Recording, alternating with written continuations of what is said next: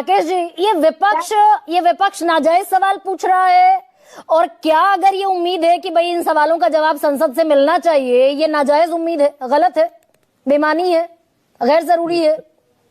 गरिमा जी, इसी तरह का प्रश्न तो सिंदूर के समय भी उठा था। और अभी आपने जिक्र किया कि 2.5 महीने के बाद फिर पार्लियामेंट शुरू हुई। इस बीच में जो हुआ वो ये हुआ कि सारे जितने पार्टी के सांसद थे उन सारे सांसदों का एक ग्रुप बनाया गया और उनको दुनिया के तमाम देशों में भेजा गया ये बताने के लिए कि हमने सिंदूर क्यों किया।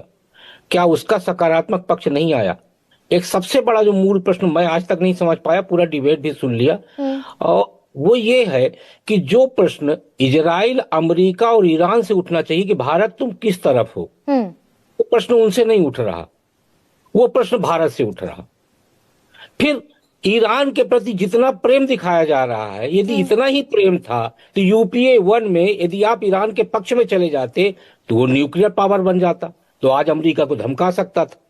तब आपके लिए राष्ट्रीय हित उचित था। ना, ये ईरान, अमेरिका, इजराइल का मसला है ही नहीं राकेश जी। भाई सरकार की जो विदेश नीति है, सरकार अगर इजराइल और अमेरिका के पक्ष में खड़ी होना चाहती है या ईरान के विरोध में खड़ी होना चाहती है, वो संसद के पटल से आनी चाहिए ना आवाज। भाई ये प्रवक्ता बोल दें, सूत्रों के हवाले से खबरें चल जाएं, सरकार स्पष्ट कर दे अपना स्टैंड। 2003 में किया था अटल बिहारी वाजपेयी ने। तो सरकार नहीं बोल के यही तो स्पष्ट कर रही है कि हम तटस्थ हैं, हम किसी के साथ नहीं है। नहीं, अमेरिका और इजराइल के साथ तो खड़े हुए हैं। अरे भाई, वो कह रहे हैं कि हम किसी के साथ नहीं है, हम तटस्थ हैं। इजराइल के साथ चाहिए। युद्ध शुरू होने से 46 घंटे पहले इजराइल की संसद में हमने कहा आपके साथ खड़े हैं, आपके साथ खड़े रहेंगे। नहीं, ये स्टेटमेंट कहाँ है कि प्रधानमंत्री की संसद में देश के प्रधानमंत्री ने कहा? मुद्दे पे कहा, उन्होंने इस मुद्दे पे नहीं कहा कि तुम हमला करोगे तो हम तुम्हारे साथ खड़े रहेंगे। तो ये तो हम ये भी नहीं कहना चाहते। व्यापारिक और रक्षा समझौते को लेकर प्रधानमंत्री ने अपना स्टेटमेंट दिया था। हाँ ठीक।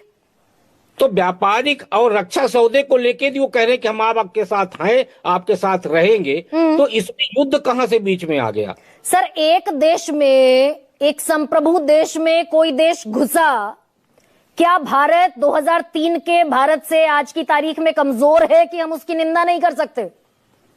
नहीं, भारत कमजोर होता तो अमेरिका ये क्यों कहता कि हम आपको चीन की तरह ताकतवर नहीं बनने देंगे? हाँ। यानी कहीं ना कहीं भारत ताकतवर हुआ है ना। या फिर दरअसल भारत या अमेरिका भारत की धरती पर भारत को धमका कर चला गया और हम संसद से एक शब्द नहीं बोल सकते।